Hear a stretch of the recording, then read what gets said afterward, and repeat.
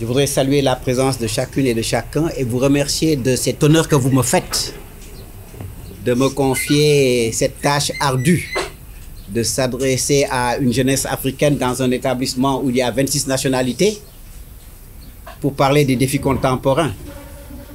S'adresser à des étudiants qui aspirent, comme de très nombreux jeunes Africains, à œuvrer à l'émergence de ce continent, pas comme un slogan, pas comme une incantation, mais comme un véritable parcours, un parcours obligatoire dans un continent, effectivement, où la jeunesse est la plus jeune du monde, avec l'âge médian autour de 25 ans.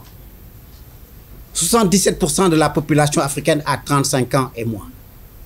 Nous avons une émission que nous faisons avec la Deutsche Welle qui s'appelle 77%, 77%. C'est dire toute l'importance de cette frange extrêmement essentielle dans notre continent.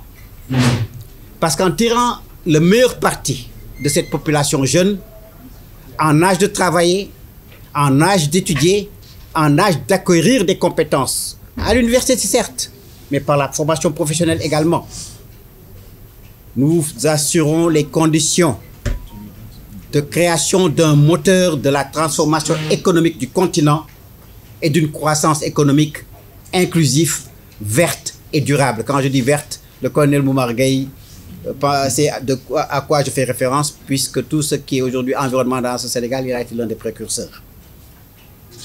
Vous avez des ambitions, vous avez des aspirations, vous avez besoin d'éducation, vous avez besoin de formation, vous avez besoin plus tard d'emploi, vous avez besoin d'entrepreneuriat, de modernisation, d'innovation. Dans quel contexte évoluons-nous?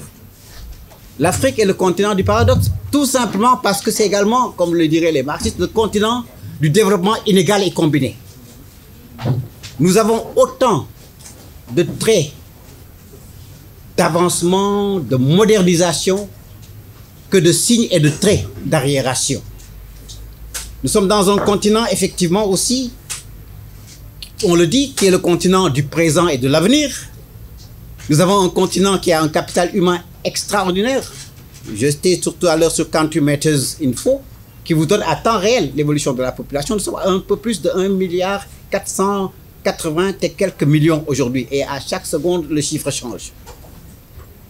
Le capital humain, qu'est-ce à dire? C'est ce qui vous réunit ici.